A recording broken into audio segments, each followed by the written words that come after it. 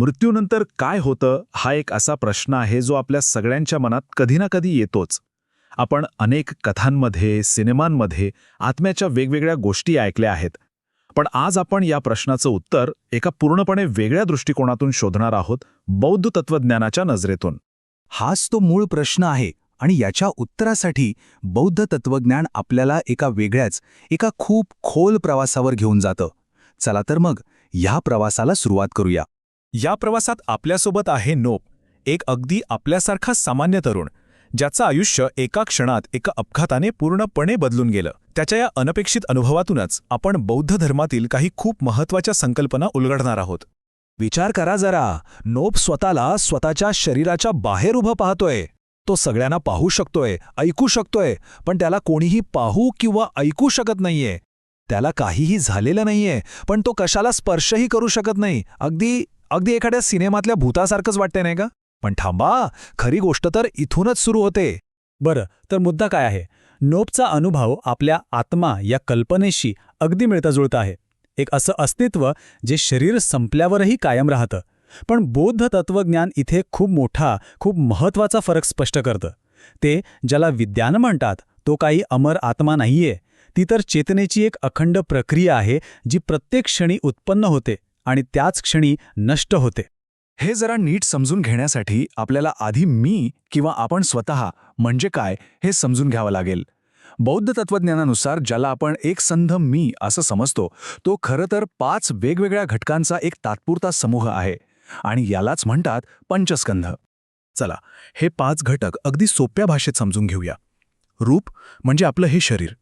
वेदना म्हणजे गरम चहाचा कप हातात घेतल्यावर होणारी ती छान उबदारपणाची भावना.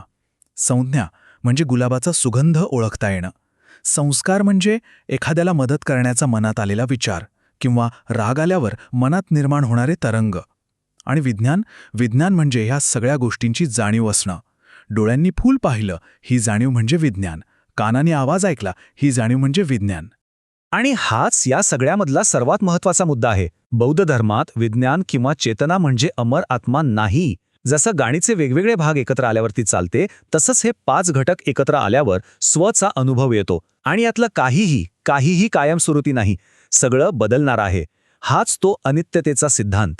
मग प्रश्न उरतो की जर आत्मा नाही तर मृत्यूनंतर काय होतं? ही चेतना, हे विज्ञान जातं कुठे? उत्तर आहे, ते कुठेही भरकटत नाही.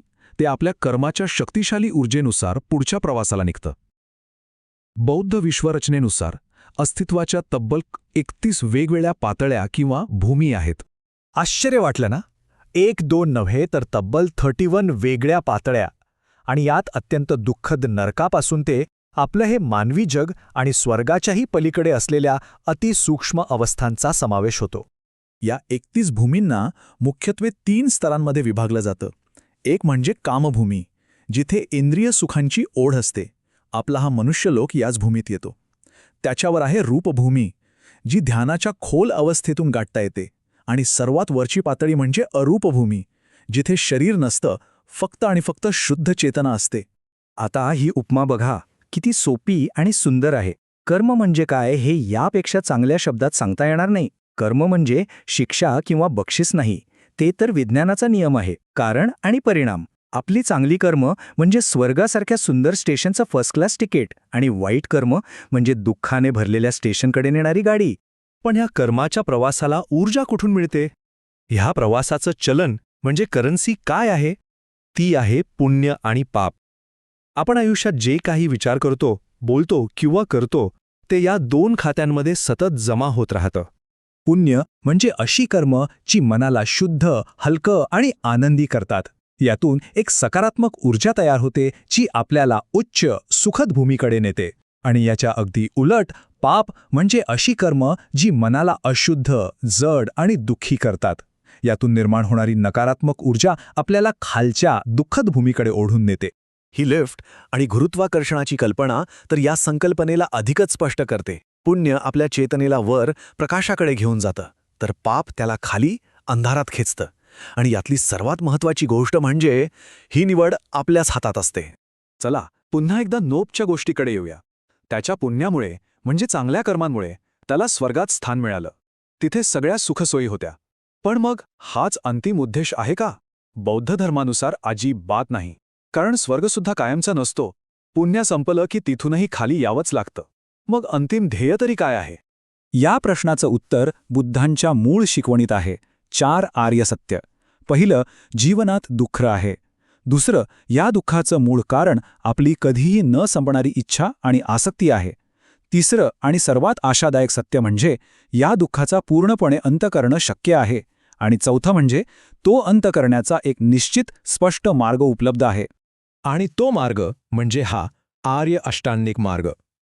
जसं आपण इथे पाहू शकतो, हे 8ही घटक एकमेकांशी जोडलेले आहेत. हा काही नियमांचा संच नाहीये, तर ही शहाणपण, नैतिकता आणि ध्यानावर आधारित जगण्याची एक संपूर्ण पद्धत आहे, जी दुःखाच्या मुळावरच घाव घालते. तर अंतिम ध्येय कर्माच्या रेल्वेने कोणत्या तरी चांगल्या स्टेशनवर पोहोचणं नाही, तर त्या जन्ममृत्यूच्या चक्रातून, त्या रेल्वेतूनच कायमचं बाहेर पडणं आहे. ही अवस्था म्हणजे निर्वाण. आणि लक्षात घ्या, ही कोणती जागा नाहीये, तर ती दुःखाच्या आणि पुनर्जन्माच्या चक्राच्या संपूर्ण नाशाची अवस्था आहे. आपण जर नोपचा संपूर्ण प्रवास पाहिला तर एका गोंधळलेल्या चेतनेपासून ते मुक्तीच्या मार्गावर चालणाऱ्या एका प्रज्ञावान अस्तित्वापर्यंतचा त्याचा प्रवास आपल्याला दिसतो. मृत्यू, कर्म, पुनर्जन्म आणि शेवटी या सगळ्याच्या पलीकडे जाण्याचा मार्ग, ह्या सगळ्या संकल्पना त्याच्या गोष्टीतून किती स्पष्ट होतात. नोपची ही गोष्ट आपल्याला एका फार महत्त्वाच्या प्रश्नासमोर आणून ठेवते. जर आपला प्रत्येक विचार, प्रत्येक शब्द आणि प्रत्येक कृती आपल्या भविष्याचा नकाशा तयार करत असेल, तर मग आपण आज आपल्या कहाणीचा पुढचा अध्याय कसा